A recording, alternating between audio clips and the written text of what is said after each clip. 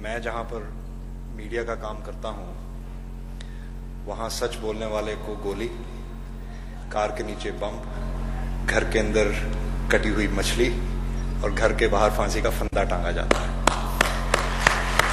लेकिन इसीलिए मेरे लिए तो बहुत नई बात हुई कि स्वामी जी आपके पास सच बोलने वाले को मंच दिया जाता है।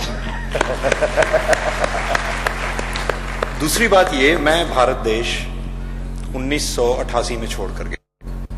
ये इमरजेंसी के बाद की बात है।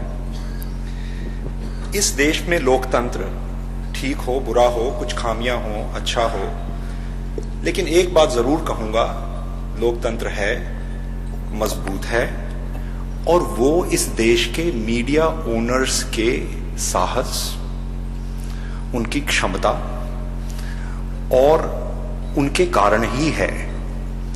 वैसे तो आशा करता हूं कि इस समय मेरे माता और पिता ये टीवी चैनल नहीं देख रहे हैं, क्योंकि दोनों हिंदी भाषा के महाविद्वान हैं। और मेरे साथ स्कूल में ऐसा होता था स्वामी जी, जब भी मैं हमेशा 90% से ज्यादा अंक लेकर आता था।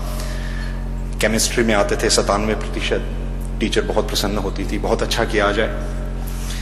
अंग्रेजी में भी आ जाते थे 87-88%, बहुत अच्छा किया आ जाए। हिंदी में मैं हमेशा पहले नंबर पर रहता था, क्लास में आता था, टीचर सबको अंक देती थी, कहती थी 78% अंक मिले आ जाए, और साथ में थप्पड़ मार देती थी। थप्पड़ किस बात का? बोले तुम तो हिंदी प्रोफेसर के बेटे हो, शर्म आनी चाहिए, 100% क्यों नहीं आए। लेकिन पिछले 20 वर्ष से कुछ हिंदी बोलने की आदत छूट गई है, अंग्रेजी और रूसी बोलता हूं। लेकिन अजय बहुत अच्छा बोल रहे हो आप। कोशिश कर रहा हूं स्वामी जी, लेकिन आपने बहुत अच्छा किया, लोग जूते बाहर छोड़कर आए हैं, तो कुछ अंग्रेजी में बोलूंगा तो जूते नहीं मारेंगे। विषय है लोकतंत्र में अवरोध तथा हमारे उत्तरदायित्व।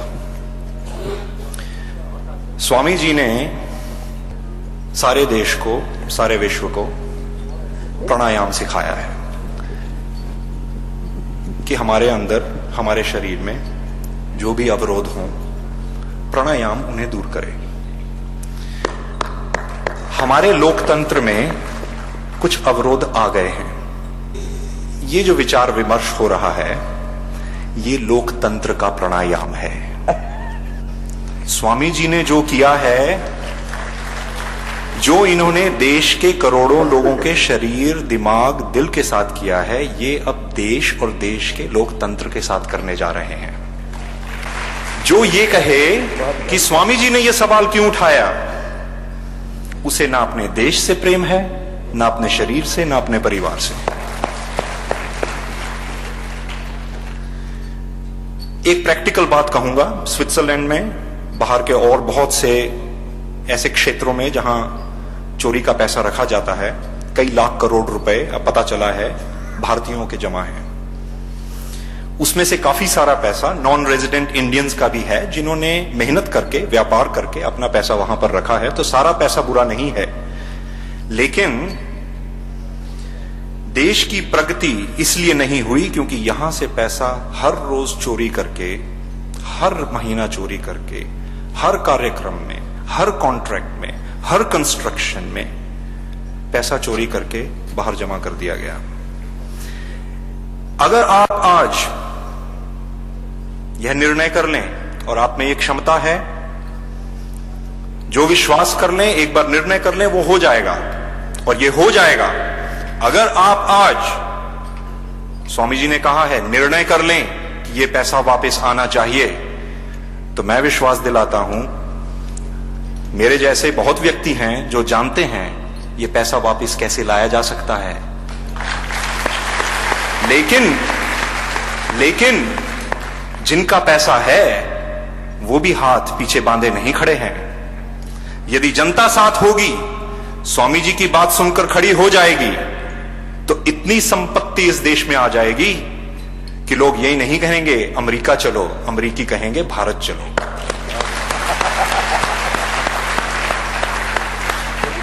जब स्विट्जरलैंड में कोई अकाउंट खोला जाता है, स्वामी जी सच्चाई ये है कि स्विस बैंक वाले पूछते हैं, आर यू ए पेप? पेप माने पॉलिटिकली एक्सपोज्ड पर्सन। जो व्यक्ति कहीं भी दुनिया में राजनीतिज्ञ है या ब्यूरोक्रेट है, उसे स्विस बैंक को यह डिक्लेरेशन देनी पड़ती है कि वो पेप है या नहीं है। यदि वो पेप है, क्योंकि स्विस भी जानते हैं चोर है, लाल झंडा लगा देते हैं। तो स्वामी जी, चोरों का पैसा ढूंढना तो कंप्यूटर पे एक बटन की बात है।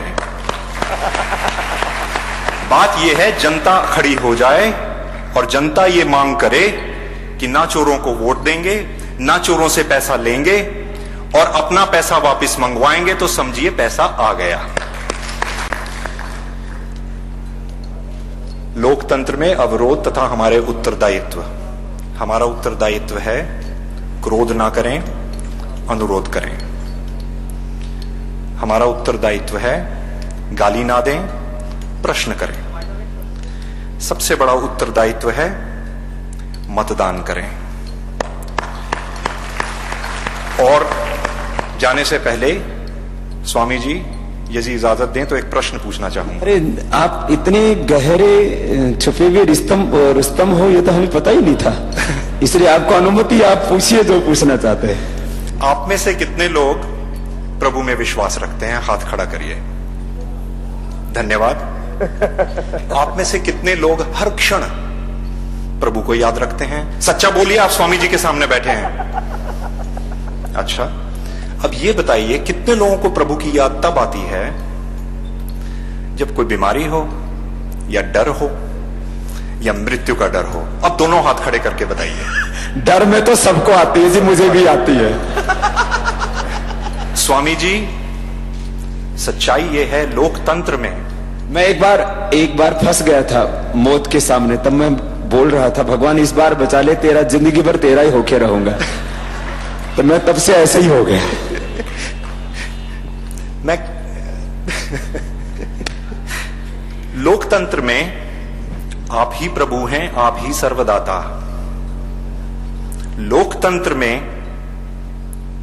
जनता के पास ही सबसे ज्यादा क्षमता है। यदि जनता प्रभु की पूजा डर से करती है, तो आपको ऐसा क्यों लगता है कि नेता बिना डर के आपकी बात मानेंगे? यदि आप मतदान करेंगे ही नहीं, तो नेता आपकी बात क्यों सुनेगा?